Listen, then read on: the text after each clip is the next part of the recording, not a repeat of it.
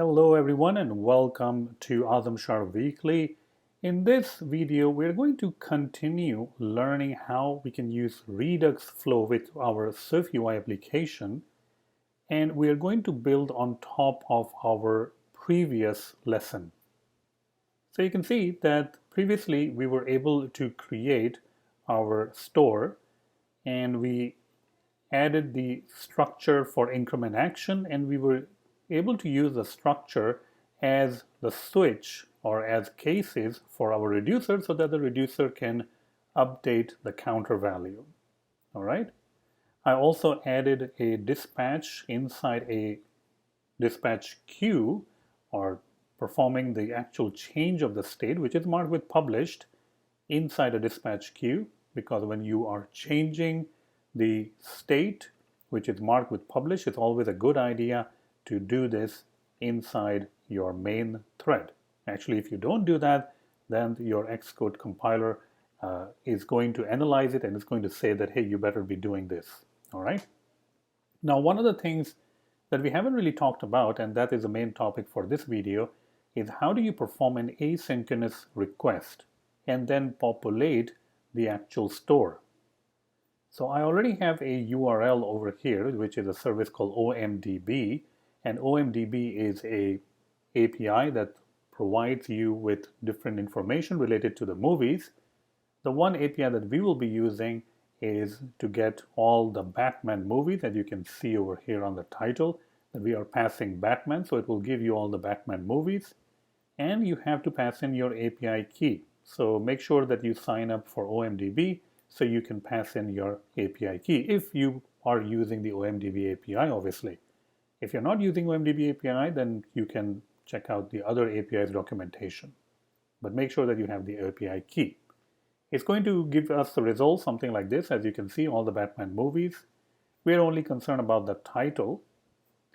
We already have created a movie service, which is going to perform a request and which is going to return you an array of movies.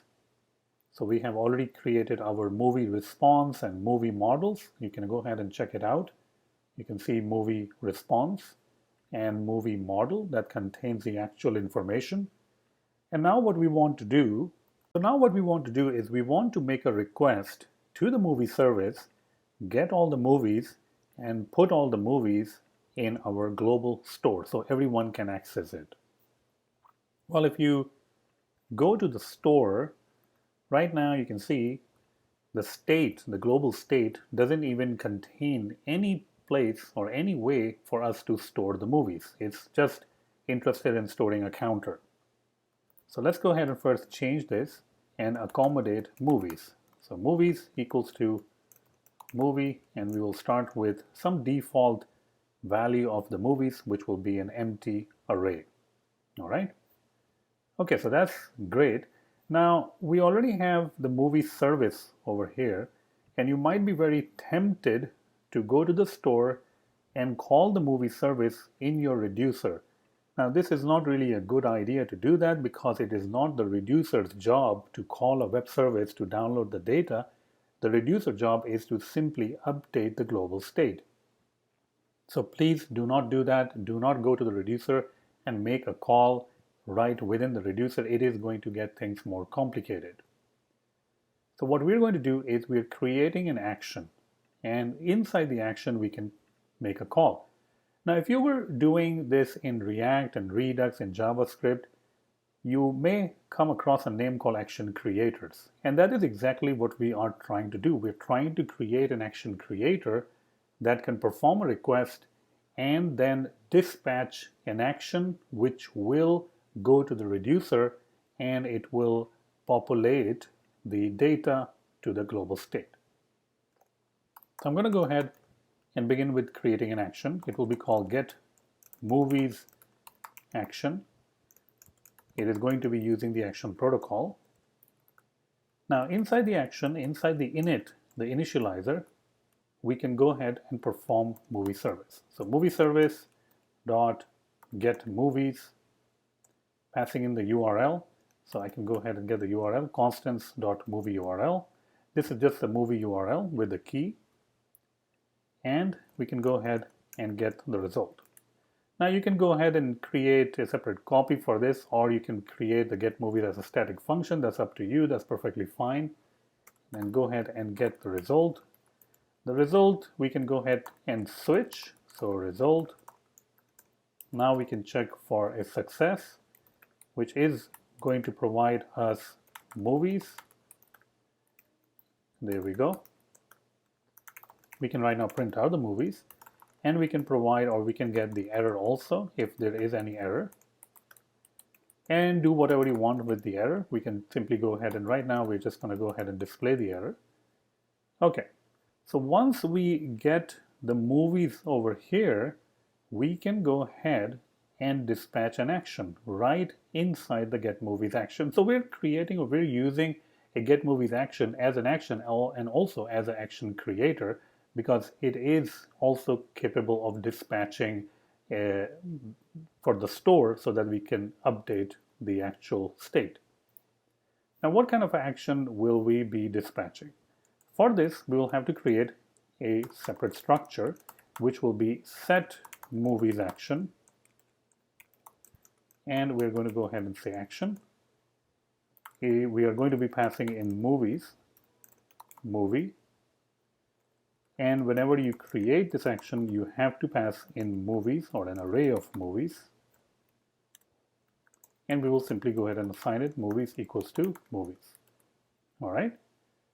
So now we can go back to our get movies action, and instead of the print statement, we can dispatch a particular action. So store.dispatch a particular action, which in this case is set movies action, and we can pass in the actual movies. So I'm going to go ahead and say movies, and we have already fetched the movies. We're just going to dispatch that particular action, which in turn is eventually going to go to the reducer.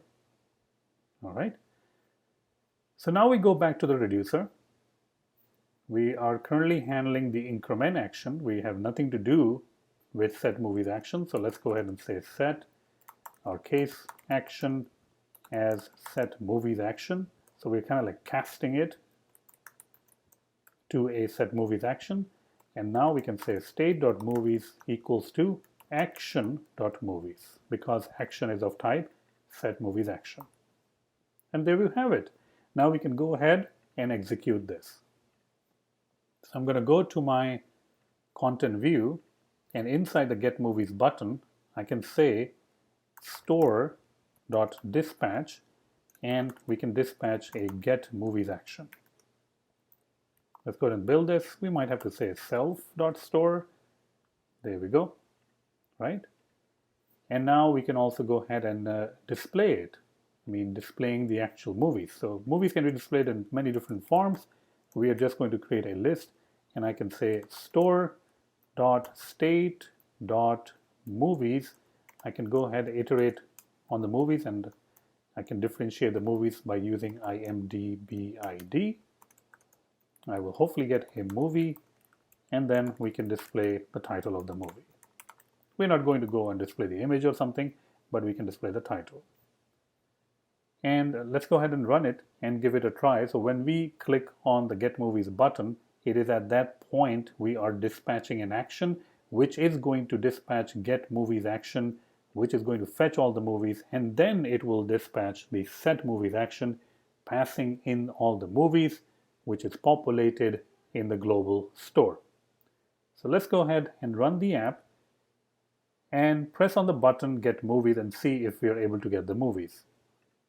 And there we go. You can see we were able to get all the movies, and now all the movies are stored or persisted in our global store, or the global storage or global state, which is maintained by our store.